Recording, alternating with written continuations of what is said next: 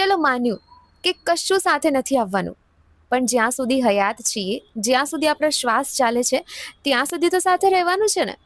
એમ પણ કોઈને ચોક્કસપણે ક્યાં ખબર છે કે મર્યા પછી શું થાય છે.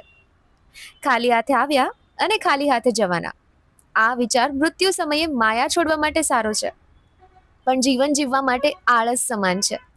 દરેક માણસ જન્મે છે ખાલી હાથે, પણ ત્યારે એની મુઠ્ઠીઓ બંધ હોય છે, અને બંધ મુઠ્ઠીમાં સમાયેલી હોય છે જીવન જીવી જાણવાની અને કંઈક પામવાની ઈચ્છાઓ. જો જીવનમાં કંઈ પામવાની ઈચ્છાઓ જ નહીં હોય, સપનાઓ જ નહીં હોય, તો જીવન જીવવાની મજા શું? હા, એનો મતલબ એવો બિલકુલ નથી કે કોઈનું છીનવીને પામી લેવું, અથવા તો કોઈ શોર્ટકટ અપનાવીને કે ખોટું કર્મ કરીને પામી લેવું. પણ કશું સાથે નથી આવવાનું, આ વિચારને લીધે કંઈ પામવાની કોશિશ જ ન કરવી, કંઈ બનવાની કોશિશ જ ન કરવી, એ આળસભરી કાયરતા છે. આ જીવન સાવ કંઈ એમ જ તો નહીં જ મળ્યું હોય, બરાબર ને?